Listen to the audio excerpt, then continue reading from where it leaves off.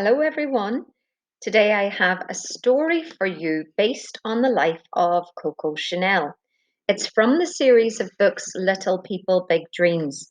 And I've read you a few stories from this series of books before. You might remember hearing Amelia Earhart or Marie Curie and Ada Lovelace. So I do like to choose inspiring characters to read to you, and Coco Chanel is a very inspiring character. She is no longer alive, but her legacy really does live on today. So some of you may have heard of Coco Chanel, and you can see in the picture she's holding a needle and thread, and that might give you a clue as to what she was famous for.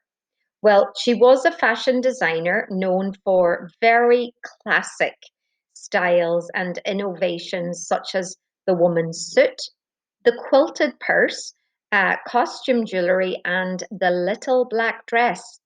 She also had phenomenally successful perfumes, and Chanel number 5 is one of her most famous perfumes. And I would say some of your mums and aunties and sisters might have heard of that if you haven't already.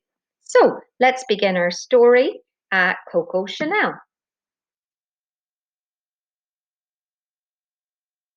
This is the story of a French girl called Gabrielle. When she was little, Gabrielle lived in an orphanage. Sorry, girls.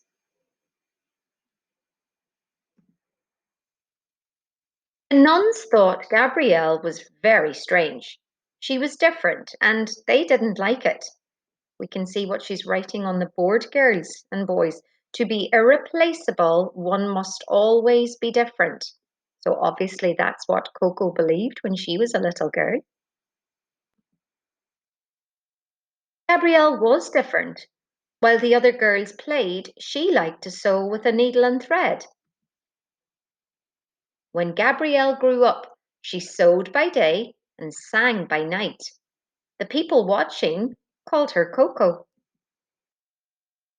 When Coco finally went to bed, she dreamt in shapes and patterns. She wanted to make so many things. One day, Coco made a hat for her friend. Simple and elegant, it was different to the usual style. Coco made more and more hats until she had enough to open a hat shop. Her modern designs surprised the mademoiselles in Paris. One evening at a party, Coco saw that the other ladies weren't dancing. Their corsets were too tight and they could hardly breathe. Hmm, They don't look very happy, do they? But Coco does. So Coco created a brand new style, simple and straight. Her dresses and skirts would be comfortable to wear. At her first fashion show, some people sneered. Coco's clothes were too strange and different for them. But as time went on, Coco showed them that to be stylish, you don't need to wear corsets or sparkly sequins. And being different might make other people think differently too. That's why everyone now remembers the young Gabrielle as the great designer, Coco Chanel. So, you can see here some pictures of the real life Coco Chanel. We have pictures of her from 1932, 1936, 1937, and 1962. And you can see that she's a very stylish, elegant lady. You can see up here that she was born in 1883 and died in 1971. So, if you want to hear a little bit more detail about her life, keep listening. Coco Chanel was one of the most famous fashion designers that ever lived. She was born as Gabrielle Chanel in a charity hospital and grew up in a rundown house in a French town.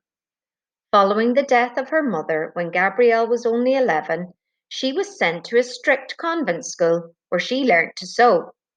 After school, she became a seamstress, sewing for a tailor during the day, while in the evening she sang on the stage. It was at this time that she earned the nickname Coco. from the soldiers in the audience. In 1908, she became a hat maker and soon afterward opened her first shop in Paris. Soon she had more shops and started to sell clothes as well as hats. Her simple, elegant designs, which were straighter and shorter than normal and freed women from corsets, took the world by storm. In 1918, Chanel opened a couture house in 31 Rue Cambon, and 3 years later, she unveiled her first perfume, Chanel Number 5. She became a worldwide fashion icon, and her comfortable, easy to wear styles changed women's clothes forever. So, I hope that you enjoyed the story about Coco Chanel, and I have no doubt that some of you will be budding fashion designers in the future as well.